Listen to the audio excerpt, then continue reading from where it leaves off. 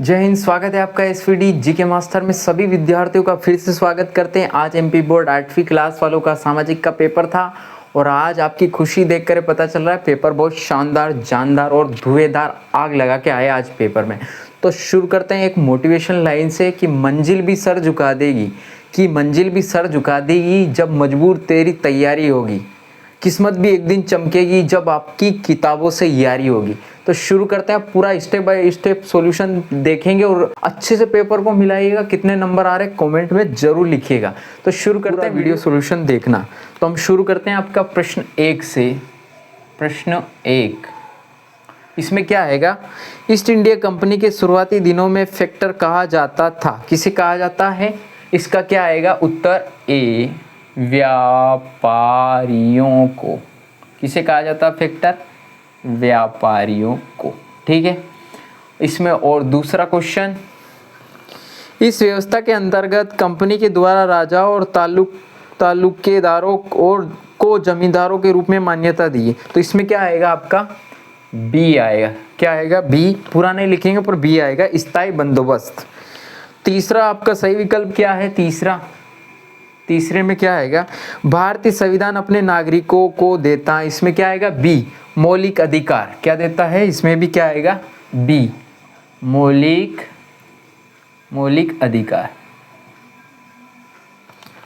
अब देखते हैं चौथा प्रश्न, निम्न विकल्पों में से भारतीय संविधान अनुच्छेद 17 में से किसका उल्लेख? मैंने एक वीडियो बनाया था कि ऐसे ऐसे प्रश्न आ सकते हैं, तो वो देखो प्रश्न आ ही गया है यहाँ पे। चौथा, तो इसमें क्या आएगा? अनुच्छेद 17 किससे संबंधित? इसमें भी क्या आएगा? बी, अस्पृश्यता। क्या आएगा इसमें? अस्पृश्यता, छुआछूत बताया था मैंने। छुआछूत 17, ये एकदम खतरा। चलो पांचवा क्वेश्चन, पांचवा सही विकल्प क्या बता रहा है? बिजली से चलने वाले कार्गो को कहते हैं। क्या कहते हैं? इसमें डी आएगा। क्या कहते हैं? डी। तो इसमें आएगा पावर लूम। क्या कहते हैं? Power loom. क्या कहते हैं? Power loom. आपका 5। अब आपके कितने नंबर आ रहे हैं सही विकल्प में? चलो आप देखते हैं रिक्त स्थान। क्या देखते हैं? रिक्त स्थानों को देखते हैं। जल्दी से मिलाइए कितने नंबर आ रहे हैं रिक्त स्थान में आपके। तो देखो रिक्त स्थान में प्रश्न छठे में पूछा गया है, लॉर्ड वारिंग हेस्टिंगसन रिक्त स्थान में भारत के गवर्नर जनरल बने। तो कब बने? इसमें आएगा रिक्त स्थान में आपका 1773 में क्या बने? गवर्नर जनरल बने पहले। अब देखो मैंने एक और चीज पढ़ाई थी, वो भी आ गया, रानी लक्ष्मीबाई। 7वां देखेंगे। 7वां क्वेश्चन क्या कहता है रिक्त स्थान का? किसानों को रिक्त स्थान की खेती करने में समस्या थी। कल चंपारण आंदोलन पढ़ा था, वीडियो पड़ा हुआ यूट्यूब पे, उसमें मैंने चंपारण आंदोलन में नील पढ़ाया था। तो देखो नील भी आ गया। तो यहाँ वो किसकी समस्या झेल रहे थे? नील की खेती से उनको क्या थी? समस्या। चौथा अपना 8वां देखते हैं। 8वां क्वेश्चन क्या कह रहा है? रानी लक्ष्मीबाई का संबंध है रिक्त स्थान किस क्षेत्र से? तो रानी लक्ष्मीबाई पढ़ा था हम लोगों ने, तो इसका रानी लक्ष्मीबाई जी का संबंध कहाँ से है? झांसी। और राज्य पूछता तो यूपी। ठीक है। अब 9वां क्वेश्चन करते हैं, जल्दी से बताइए कितने नंबर आ रहे हैं इसमें। कागज बनाने के लिए कच्चे माल के रूप में मुख्यतः रिक्त स्थान का उपयोग करते हैं। तो किसका करते हैं? बांस और लकड़ी का करेंगे तभी तो हम कागज बना पाएंगे। तो यहाँ पे लिख देता हूँ बांस या लकड़ी, दोनों में से एक लिख सकते हैं, लकड़ी। क्वेश्चन आप 10वां देखेंगे, विकसित देशों की तुलना में भारत में रिक्त स्थान है क्या है? श्रम क्या है?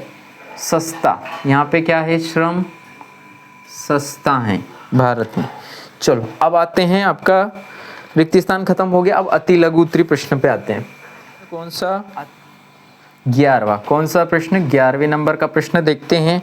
जूम खेती कोई एक विशेषता लिखिए। तो जूम खेती वही एक भूखंड को साफ किया जाता है, वहाँ पेड़ों को साफ, पत्ते को जलाया जाता है, फिर वो राख होती है, फेंक दी जाती है और बीजों को बोने की जगह उन्हें क्या फेंक दिया जाता है और उसे खेती की जाती है। उसके बाद उस मिट्टी की उर्वरक शक्ति कम हो जाती है, उस भूमि को खुला छोड़ देते हैं, उसे हम परत भूमि कहते हैं या पड़त भूमि कहते हैं। आपने पढ़ा होगा। अब देखते हैं क्वेश्चन आपका 12वां क्या कहता है। सिपाही में नए कारतूस के संबंध में क्या खबर फैल गई। मंगल पांडे वाला क्वेश्चन है। सिपाही में नए कारतूसों में क्या खबर फैल गई कि इसमें गाय की चर्बी और सुअर की चर्बी है, इसे मुंह से काटना। तो ये खबर सभी सिपाहियों में फैल गई, ऐसा आपको लिखना था। 13वें क्वेश्चन का आंसर हम, एशियाटिक सोसाइटी ऑफ बंगाल गठन किन किन सदस्यों द्वारा हुआ था। तो देखिए इनके जो मुख्य सदस्य थे, जिन्होंने, एक न्यायाधीश भी थे जिनका नाम है सर विलियम जोन्स। इन्होंने किसकी स्थापना की, आपकी एशियाटिक सोसाइटी ऑफ बंगाल की स्थापना कब की, 1784 में। कब की थी, 1700। इसका उद्देश्य क्या था, यहाँ पे भारतीय प्राचीन इतिहास, संस्कृति, साहित्य अध्ययन करने की एक जगह थी। चलो आगे देखते हैं क्वेश्चन 14वां क्वेश्चन क्या कहता है। राजा राम मोहन रॉय को समाज सुधारक क्यों कहा जाता है। राजा राम मोहन राय को समाज सुधारक क्यों कहा जाता है, ये प्रश्न सती प्रथा को लिख देते आराम से इसमें नंबर। तो देखो राजा राम मोहन राय एक विद्वान थे, पढ़े लिखे व्यक्ति थे, तो इन्होंने एक सती प्रथा चलती थी, प्रतिबंधित करवाया था। ठीक है, तो ये एक अच्छे समाज सुधारक थे, ये आपको लिख देना था। कब कराई थी सती प्रथा पर इन्होंने रोक, कब लगवा दी थी 1829 को इन्होंने सती प्रथा पर रोक लगवा दी थी। चलो 16वां क्वेश्चन करते हैं। इसमें क्या पूछा गया, केंद्र सरकार अपने व्यय का सबसे अधिक हिस्सा किस पर खर्च करती, सबसे ज्यादा खर्च।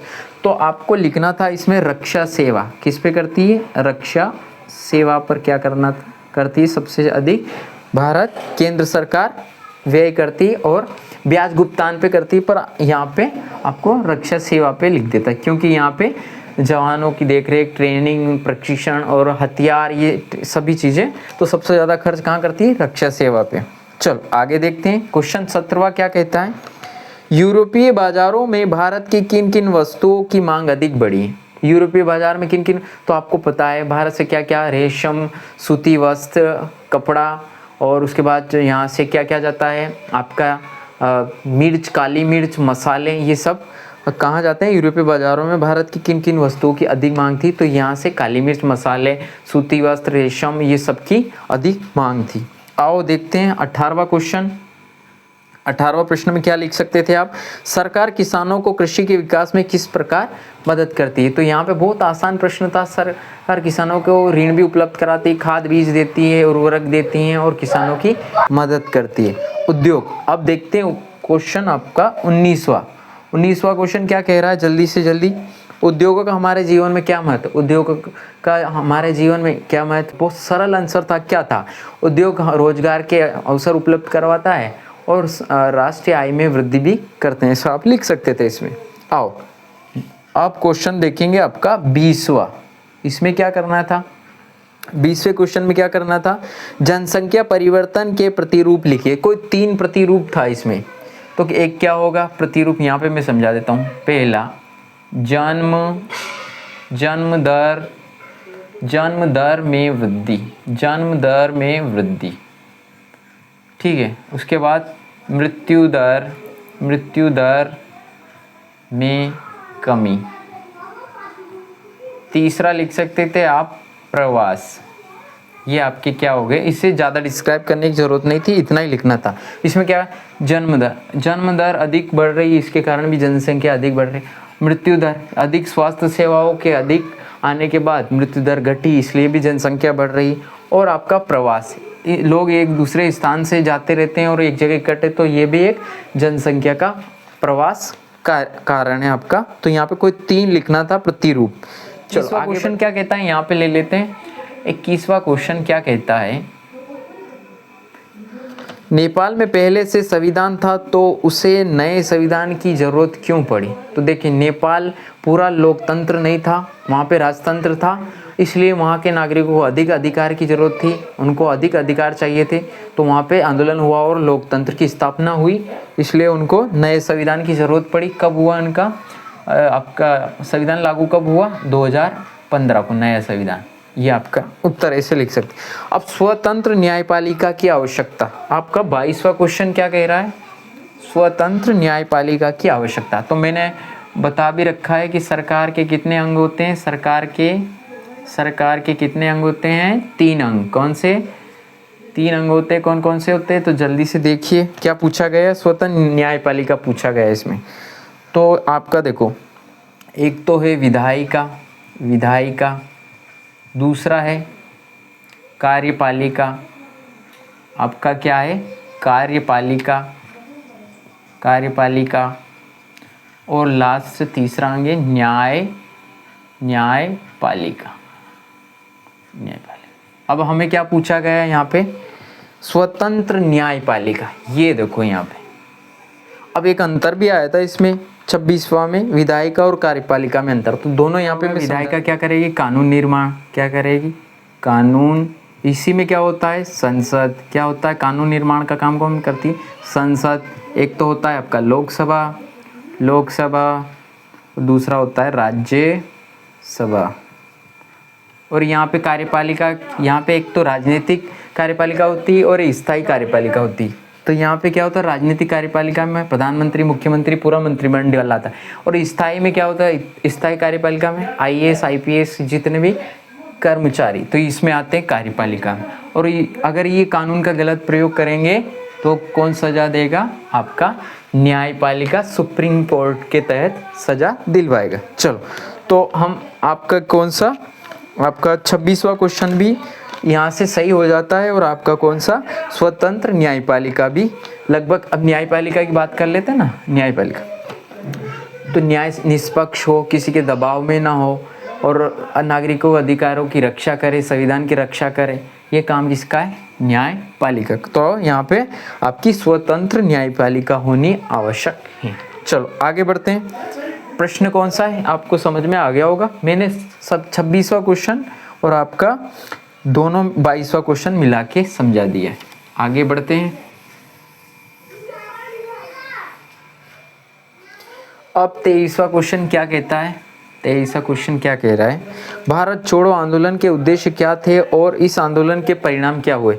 तो देखो, भारत छोड़ो आंदोलन कब हुआ, 8 अगस्त 1942 को हुआ।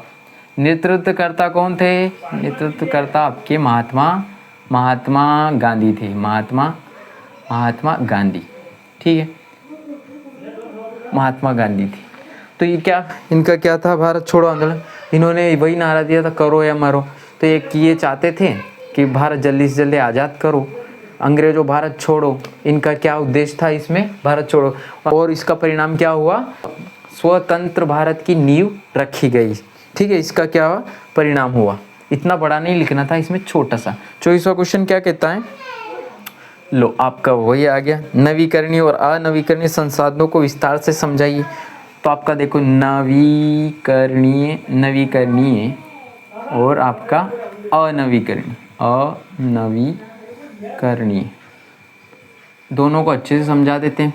तो क्या समझाना था इसमें, नवीकरणीय, इसमें देखो न आ रहा है, नव, तो नवाचार, कोई नई तकनीक आएगी। तो क्या इसमें कौन कौन से संसाधन आएंगे आपके नवीकरणीय में, तो नवीकरणीय में आपको सौर ऊर्जा, पवन ऊर्जा, ये सब किस में आएगी आपके, इसमें नवीकरणीय में। और अनवीकरण में क्या आएगा, कोयला, पेट्रोल, गैस, ये सब किस में आएगी, अनवीकरणीय। इसे अच्छे से समझाना था।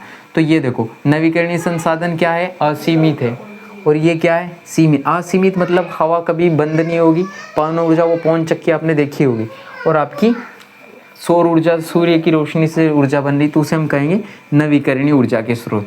अनवीकरणीय ये समाप्त होने वाले हैं, इन्हें अनवीकरणीय, इसे विस्तार से आपको समझाना था। आओ 25वां क्वेश्चन देखते हैं जल्दी से जल्दी।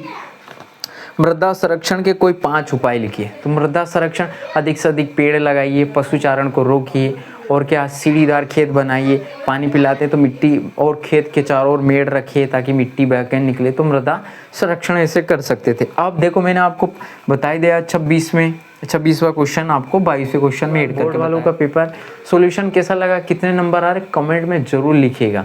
तो मिलते हैं अगले वीडियो में। जय हिंद, वंदे मातरम।